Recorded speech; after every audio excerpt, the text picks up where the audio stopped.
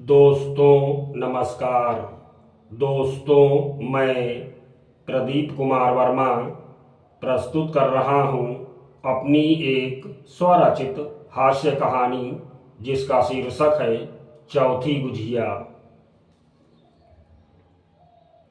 होली मिलने पहुँचे अपने धर्मेंद्र भाई लालता प्रसाद के यहाँ बैठे स्वादिष्ट गुझियों का आनंद ले रहे थे। शुद्ध खोए से ठसाठस भरी गुजिया खाकर अपने धर्मेंद्र भाई मस्त हुए जा रहे थे। नाश्तेदान में रखी 4 गुजियों में से अपने धर्मेंद्र भाई 2 गुजिया खाकर तीसरी उठा चुके थे और चौथी पर अपनी नज़रें जमाए हुए थे कि तभी एक दूसरे मिलने वाले वहां आ पहुँचे। आइए आइए राजेंद्र जी, आइए बैठिए।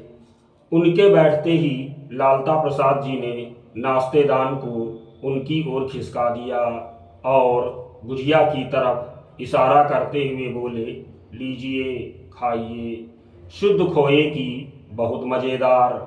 और राजेंद्र जी गुजिया उठाकर उसका आनंद लेने लगे।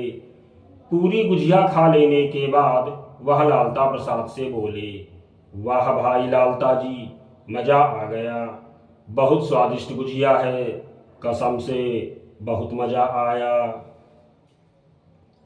मैं और मंगवाता हूँ, कहते हुए लालता प्रसाद अपने लड़के को आवाज़ देने चले कि राजेंद्र जी ने उन्हें रोक दिया। रहने दीजिए लालता जी, गुजिया बहुत स्वादिष्ट और मज़ेदार है, इसमें कोई शक नहीं, और खाने का मन भी है, लेकिन वो क्या है कि डॉक्टर ने ज़्यादा मीठा खाने को मना किया है, इसीलिए। अरे एक और खाइए। नहीं लालता जी, बस। अरे भाई साहब, अब लालता जी इतना कह रहे हैं तो खा लीजिए, एक और खा लेंगे तो नुकसान नहीं करेगी। कौन रोज रोज ये सब चीज़ें खाई जाती हैं, मंगवाइए लालता जी। अपने धर्मेंद्र भाई अपने चक्कर में थे। उनकी चौथी गुजिया तो ये महाशय खा गए। थोड़ी देर और ना आते तो वह इस समय इनके पेट में होती।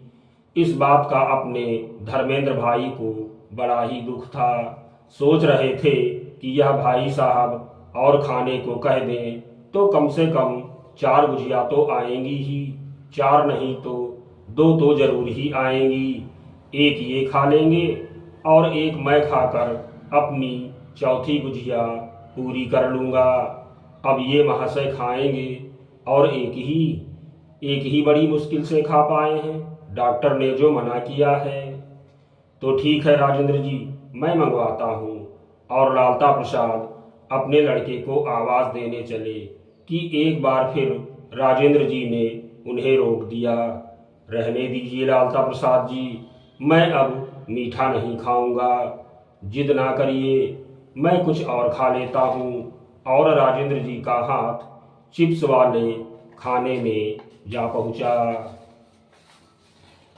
राजेंद्र जी का यह कहना हुआ कि अपने धर्मेंद्र भाई बेचारे मायूस हो गए और वह चुपचाप बैठे राजेंद्र जी की ओर उन्हें देखते रहे कि तभी लालता प्रसाद जी ने उनका ध्यान अपनी ओर खींचा। अरे धर्मेंद्र भाई, आप क्यों चुपचाप बैठे हैं, खाइए, आप भी चिप्स खाइए, लीजिए, लालता प्रसाद जी ने कहा। तो धर्मेंद्र भाई भी चिप्स उठाकर खाने में लग गए। तभी थोड़ी देर बाद राजेंद्र जी जाने के लिए उठ खड़े हुए। अच्छा भाई लालता जी, अब चलूँगा, अभी कई और घर भी मुझे होली मिलने के लिए जाना है। राजेंद्र जी के जाने के बाद अब अपने धर्मेंद्र भाई भी थोड़ा थोड़ा सकुचाने लगे थे। वे काफ़ी देर से बैठे थे, इसलिए अब वह भी जाने की सोचने लगे। उन्हें अब पूरी तरह से यह लगने लगा था कि अब वह चौथी गुजिया नहीं खा पाएंगे। हाँ, अगर मेरे जाने से पहले कोई आ जाए तो शायद काम बन सकता है, क्योंकि उसके लिए तो अब गुजिया आएगी ही। क्योंकि राजेंद्र जी जब यहाँ आए थे तब नाश्तेदान में एक गुजिया रखी थी। अब गुजिया वाला खाना खाली पड़ा है और वह इस तरह से चौथी गुजिया खा सकते हैं। लेकिन पता है कोई कब आता है या नहीं भी आता है? मैं यहाँ कब तक बैठा रहूँगा? अब यहाँ से चले जाना ही उचित रहेगा।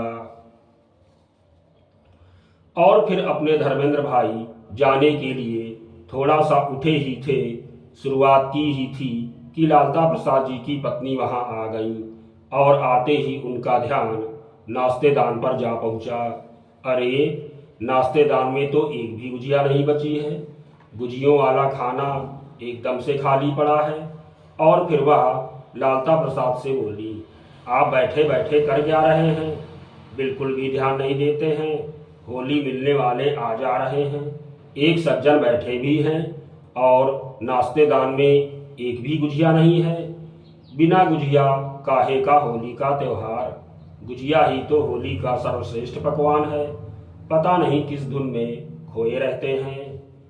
इससे पहले कि लालता प्रसाद कुछ बोलते, उन्होंने अपने लड़के रिंकू को आवाज देकर उससे गुजिया लाने को कहा।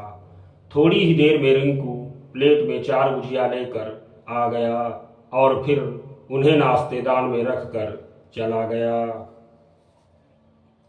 लीजिए भाई साहब, खाइए, बहुत मस्त गुजिया है, शुद्ध खोए की है।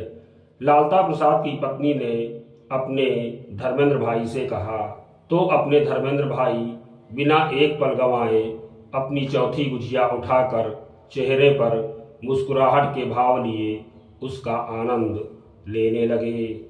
फिर उसे खा लेने के बाद वह तुरंत उठकर यह कहते हुए चल दिए, अच्छा भाई लालता जी, अब मैं चलूँगा। अभी मुझे कई और घर भी होली मिलने जाना है। धन्यवाद।